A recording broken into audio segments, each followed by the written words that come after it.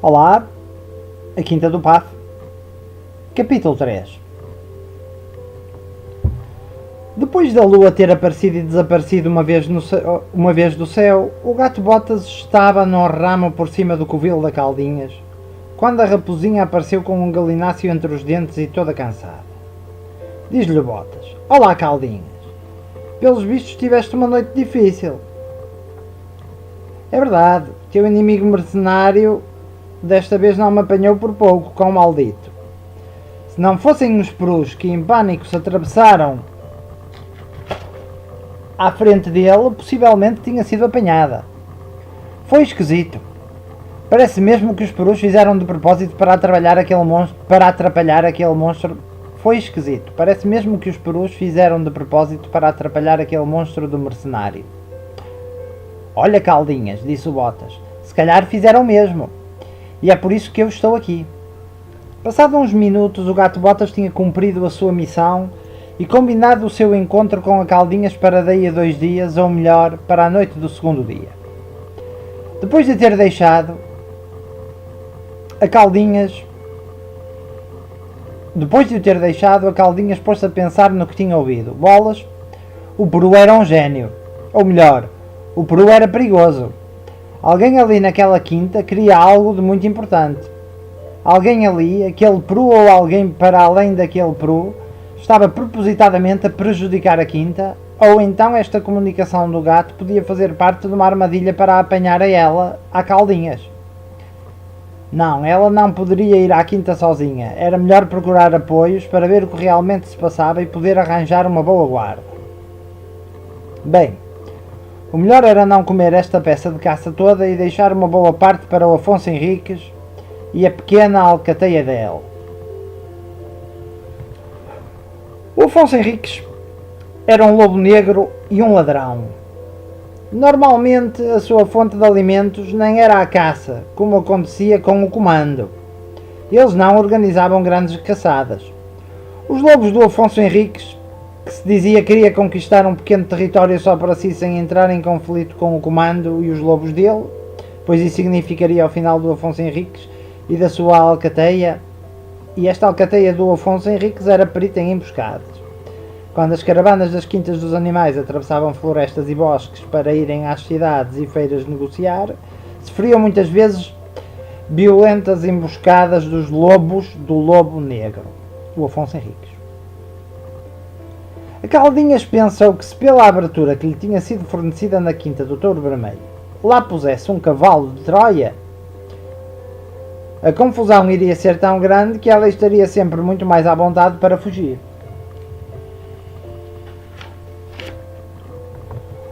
O cavalo de Troia soltaria, entre aspas, o grupo do Afonso Henriques e seria o caos.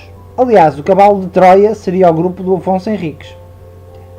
A Caldinhas comeu e descansou de manhã e levou da parte da tarde para a floresta o resto da peça de caça para um dos trilhos que eram vigiados pelos lobos do Afonso Henriques. Aí logo um dos lobos apareceu para roubar a Caldinhas e a raposa disse ao lobo que gostaria de falar com o seu chefe e a reunião deu-se numa clareira onde os pormenores foram acertados. Na quinta do Touro Vermelho e do Zezinho, o peru, já há 3 dias que o gato Botas se empanturrava de pintos. Nessa noite, enquanto descansava num ramo, viu com um espanto e muito terror o desenrolar de uma tragédia na qual tinha responsabilidades.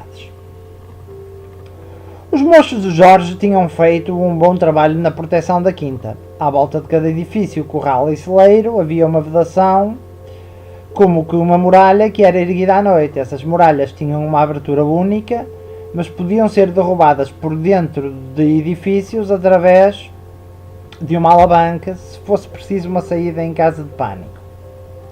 As saídas e entradas destas muralhas convergiam para o pátio no interior da quinta. Esse pátio era o local onde o mercenário, o cão, tinha a sua habitação, uma bela e grande casota. A quinta tinha uma vedação também em rede e 3 portões. Normalmente só o maior estava aberto, mas esse tinha o feroz, assim era chamado, um dos pastores alemães da quinta, que atuava como sentinela. Perto do portão principal existia a vacaria onde vivia o animal de maior porte e o presidente da quinta, o touro vermelho. Nessa noite, a Caldinhas rondou a vedação exterior da quinta e esperou. Esperou pelo sinal combinado e ele veio. A certa altura, os perus mafiosos do Zezinho, que tinham instalado um cabo que ligava todas as alavancas, à custa do trabalho dos ratos Andrade, com os quais o Zezinho tinha feito um acordo de que se as cordas dessem os nós, fizessem os fios correr nas vigas e canalizações, o gato Botas não os importunaria. Aliás, o Peru disse-lhes que já deviam ter notado que nos últimos dias isso não acontecia. Os vis e corruptos ratos Andrades fizeram o trabalho. Mas este trabalho ainda não estava terminado, era preciso tirar os vestígios da sabotagem. Nessa noite, os ratos estavam todos organizados e à espera. As vedações desceram. A Caldinhas entrou na quinta e, ao mesmo tempo, 3 lobos do Afonso Henriques atacaram o pastor alemão feroz no portão principal.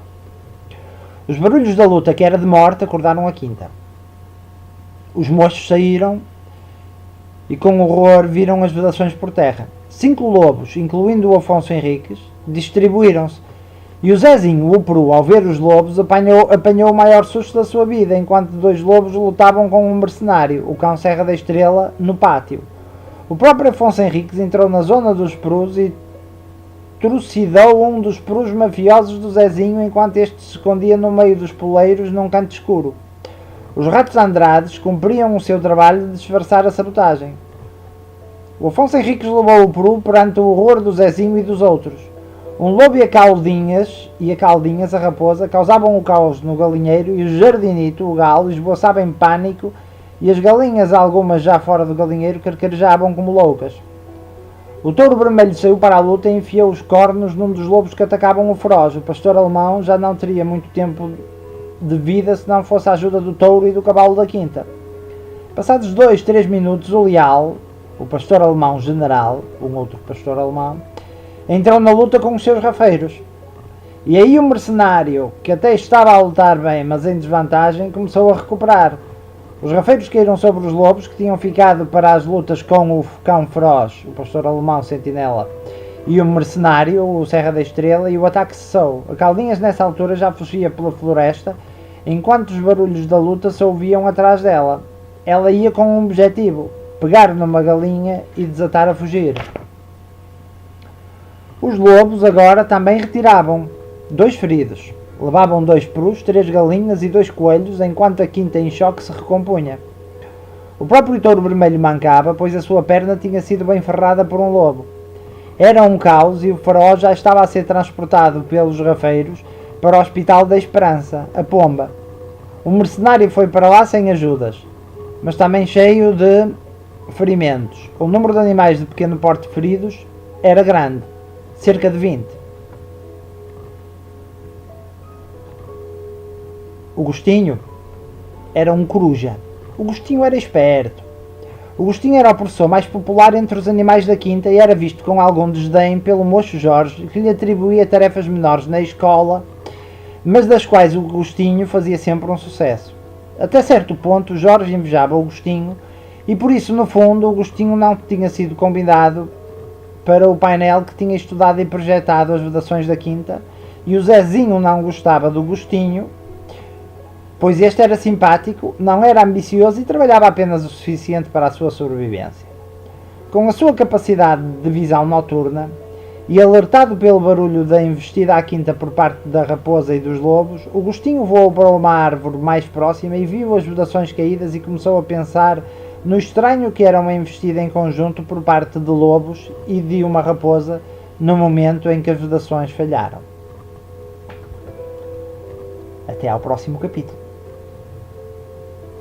Espero que tenham gostado.